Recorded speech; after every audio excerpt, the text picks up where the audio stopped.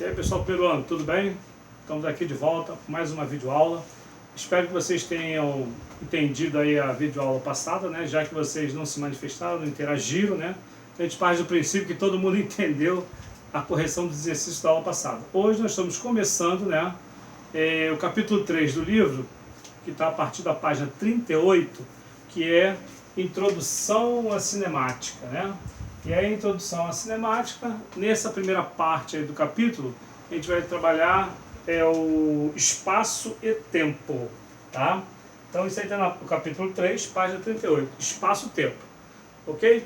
Então antes de falar em espaço-tempo, vamos falar um pouquinho daqui do que é cinemática, né? Então nós estamos começando a estudar, né? Realmente estamos saindo daquela parte lá de matemática, né? E começando a trabalhar alguns conceitos agora da física, né? Uma física, esse comecinho, aquela física tranquila que vocês já viram no 9º ano. Então, a gente vai dar continuidade aí. Então, a gente vai começar a trabalhar aqui, ó, a cinemática, a introdução à cinemática. Então, primeiro, o que é cinemática, né? Cinemática da ideia de quê? Da ideia de cinema, né? Então, o correto seria assim, salas de projeção, mas a gente associou cinema. O que é um cinema? Cinema, movimento, né? São cenas em movimento. Então, cine significa movimento e mática vem de matemática, né? Então, a cinemática é cálculo do movimento, certo? Então, a parte da física que estuda o movimento dos corpos. Então, a cinemática ela vai calcular posição, que é o deslocamento, vai calcular tempo, velocidade, aceleração, né? Coisas que já são do nosso cotidiano, né? Esses termos, velocidade e aceleração. Então temos aqui, ó, dando uma introduçãozinha, o que é movimento. Nós sabemos que no mundo, né, nada está parado, está tudo em movimento, né? O nosso universo ele está em constante expansão, está em movimento.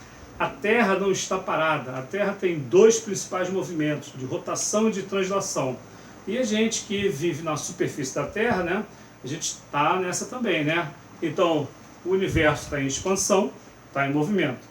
A Terra está girando em torno do Sol, estamos em movimento. A Terra gira em torno do seu próprio eixo, estamos em movimento. Então, pessoal, nada no universo está parado, tudo está em movimento. E aí, por exemplo, um corpo, né, trazendo aqui para a nossa cinemática, um corpo ele vai estar em movimento ou em repouso, dependendo do referencial adotado. Então, dependendo do referencial adotado, então, um corpo vai estar em movimento ou não, certo? Então, se você perguntar, gente, nós estamos parados ou em movimento? Nesse momento, nós estamos parados ou em movimento? Aí a resposta correta é, depende do referencial adotado. Porque dependendo do referencial adotado, você pode estar parado ou você pode estar em movimento. Quando eu falo movimento, eu não estou falando de ficar se movimentando, não. Estou falando assim, em relação à posição. Então, por exemplo, eu estou fazendo esse vídeo aqui. Então, em relação aqui à câmera que está me filmando, eu estou parado. Mas em relação ao Sol, o Sol é um referencial que está fora da Terra. A Terra não gira em torno do Sol, então eu estou em movimento. Então, dependendo do referencial adotado, um corpo vai estar em movimento ou não. Então, você imagina o seguinte, uma pessoa que está na garupa de uma motocicleta. Em relação ao piloto da moto, essa pessoa está em repouso. Mas em relação à pessoa que está em pé na calçada, essa pessoa já está em movimento, né? Então, esse movimento depende do referencial adotado. Uma curiosidade, você está numa estrada, aí tem uma árvore, tá? Aí você passa pela árvore. Então, em relação à árvore, você está em movimento, não é isso? Aí, se for em relação a você, em relação ao teu carro, quem está em movimento vai ser a árvore, porque você é a pessoa, é o referencial. Se você é o referencial, você está fixo, você está parado, e a árvore está em movimento. Se o referencial for a árvore está parada, e você está em movimento. Então, o corpo ele vai estar em movimento, dependendo do referencial adotado, ó. Então, o referencial adotado vai ser sempre posição zero, certo? E aí nós temos trajetórias que podem ser retilínea e curvilínea, né? Então, referencial a posição fixa numa trajetória. O que é a trajetória? Trajetória, né, são os pontos consecutivos, né, que vão sucedendo. Então, aqui eu peguei uma trajetória retilínea com espaço de 100 metros. Então o meu referencial é 0, é a posição inicial. Para a direita eu tenho posições positivas, ó, 100, 200, 300, 400. E à esquerda eu tenho posições negativas, ó, menos 100, se for o caso, menos 200. E aqui eu tenho uma trajetória retilínea. E já aqui, ó, eu tenho uma trajetória que ela é curvilínea, certo? Então, mesma coisa, ó, o referencial adotado é o 0. À direita eu tenho posições positivas, 100, 200, em metros, do Sistema Internacional de Medidas. E à esquerda, menos 100, menos 200. Então aqui eu tenho uma trajetória retilínea e uma trajetória curvilínea. Nós temos alguns objetos que têm lá trajetórias sempre retilíneas. Exemplo, o elevador de um prédio. O elevador de um prédio ele sempre tem a trajetória vertical, cima para baixo, para cima e para baixo. Então é uma trajetória retilínea.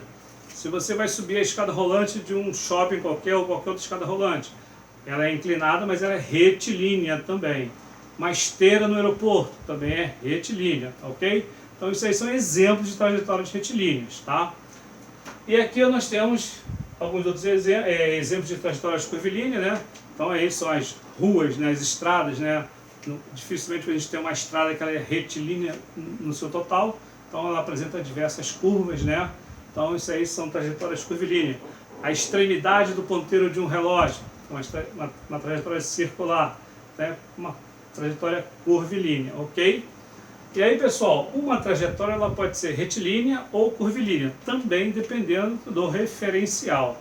O referencial adotado aí também, a gente pode ter uma sensação de trajetória curvilínea ou retilínea, dependendo do observador, ok? Vamos ver aí mais um pouquinho para frente. Pessoal, olha só, estou deixando aqui uma mensagem para vocês. No livro de física, ó, fazer a leitura da página 47 e 48 do texto e fazer o exercício da página 49, que é em relação ao que nós estamos conversando aqui. Depois, qualquer coisa, a gente vai tirar dúvida na próxima aula aí, semana que vem. Então aqui eu tenho duas coisas importantes. A diferença entre distância percorrida e deslocamento escalar. Então, o que é a distância percorrida? A distância percorrida por um móvel na trajetória. Então, se eu tenho aqui, ó, por exemplo, o móvel ele parte do ponto A, vai até o ponto C. Então, ele andou quantos metros? Aí você vai contar 10, 20, 30, 40 metros, ok? Então, isso é distância percorrida. Se eu pegar aqui o móvel, sai do ponto A, vai até o ponto C e volta para o ponto B. Então, ele andou 10, 20, 30, 40, 50 metros. Então isso é a distância percorrida. Já o deslocamento é a posição final menos a posição inicial. Então eu sempre, se ele vai de A até C, eu vou pegar a posição final 30 menos a posição inicial menos 10. Ok? Se ele vai de A até C e depois volta para B, então esse B aqui vai ser a posição final dele, ó. Então a posição final vai ser 10 menos 10. Então são coisas diferentes, tá? Eu vou fazer esse exemplo aqui, ó. O móvel, ele sai... Peraí que acabou. Vou ver se você vai escrever.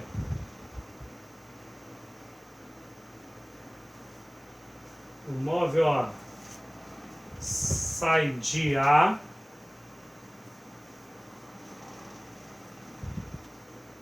vai até C e volta até B.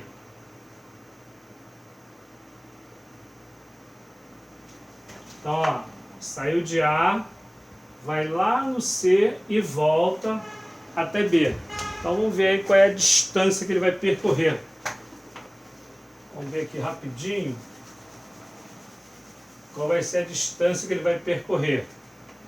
Então, ó, a distância que ele vai percorrer, ele vai sair de A e vai até C. Ele vai andar 1, 2, 3, 40 metros. Mais, aí ele vai voltar 20 metros, ó, mais 20 metros, ó. Então ele andou 10, 20, 30, 40 e voltou mais 10. Então não são 20 aqui, são só 10. Então ele teve aí uma distância de 50 metros. A distância que ele percorreu, 50 metros, ó. Ok? Agora vamos ver o deslocamento.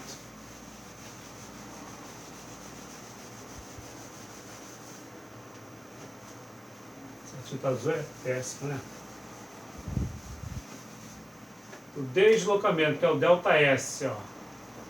Lembrando que ΔS é a posição final menos a posição inicial.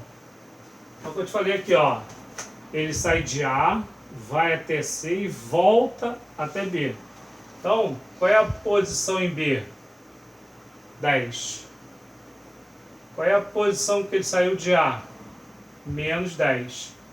Fazendo o deslocamento, ΔS, vai ficar 10 menos 10, ó. Então, deslocamento, lembrando que menos com menos dá mais, vai dar um deslocamento de 20 metros. Então, pessoal, o deslocamento ΔS é só esse pedacinho aqui, ó. Certo? Enquanto que a distância o cara andou 40 para lá e depois voltou 10, ó. Mas não voltou 10, ele andou 40, 10, 20, 30, 40, eu voltou 10.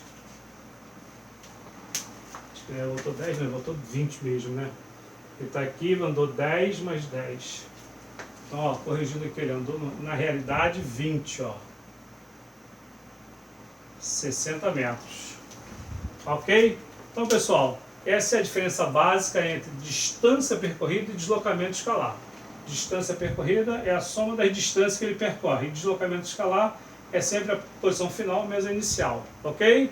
Então, façam os exercícios da página 48, anotem as dúvidas para a gente poder tirar na próxima videoaula aí, no próximo encontro nosso na escola. Tá bom?